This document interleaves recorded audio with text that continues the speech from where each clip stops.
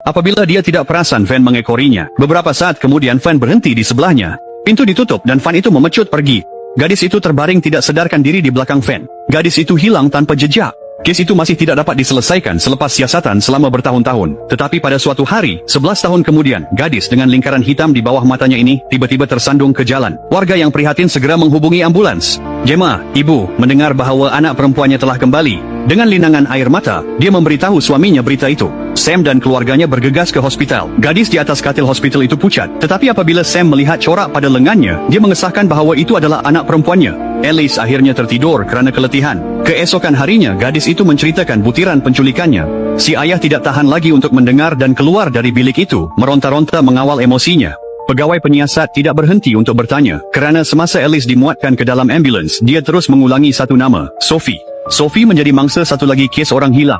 Sophie juga telah diculik oleh sebuah van kuning. Oleh itu, mereka perlu bertindak cepat untuk mencari petunjuk. Mungkin gadis Sophie masih mempunyai peluang untuk bertahan hidup. Pada ketika ini, Alice kelihatan tertekan. Dia memang mengenali Sophie. Oleh kerana Sophie terlalu degil untuk mematuhinya, penculik melayannya dengan sangat teruk.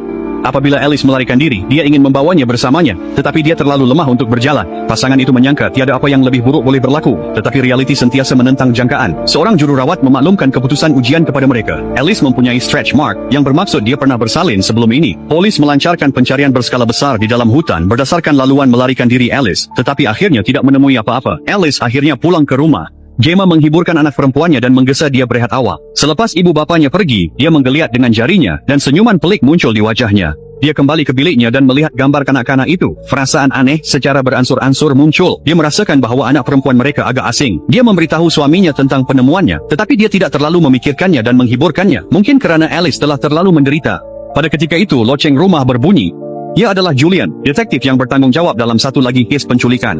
Setelah mengetahui bahwa Alice dan Sophie telah dipenjarakan bersama, dia telah datang dari Prancis ke Jerman untuk menyiasat kes itu. Alice memberitahu Julian dia telah melarikan diri dari ruang bawah tanah. Dia juga telah mempertimbangkan untuk membawa Sophie bersamanya. Tetapi Sophie telah diseksa sehingga dia kehilangan keupayaan untuk berjalan sepenuhnya. Jadi pada akhirnya dia tidak dapat mengambilnya. Julian bertanya kepada Alice, sama ada dia boleh mencari laluan melarikan diri jika dia ingin kembali ke hutan. Jawapan Alice penuh dengan lubang. Julian pantas merasakan ada sesuatu yang tidak kena. Baru sahaja dia hendak menekan lebih jauh, Sam menyedari keengganan anak perempuannya, dan dengan kejam membuatkan Julian pergi. Alice membuat isyarat kecil yang menarik perhatiannya. Dia rasa itu sudah biasa. Julian menyemak rakaman sebelum kehilangan Sophie.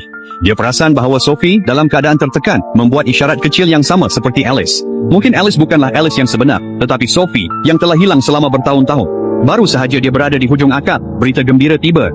Alice telah bersetuju dengan cadangan Julian untuk mencari tempat di mana mereka ditawan. Sebelum beredar, Gemma membawa selendang kuning. Dia sengaja mengatakan ia dikait oleh Alice dan gurunya, tetapi Alice membetulkannya, mengatakan ia dikait oleh dia dan rakan sekelasnya. Si ibu hairan dengan tindakannya sendiri. Dia tidak tahu mengapa dia menguji anak perempuannya. Di bawah pelindungan 2 tentara dan polis, Alice merasai jalannya ke dalam hutan. Alice tiba-tiba berhenti di jalannya. Di hadapannya adalah parit yang tidak kelihatan.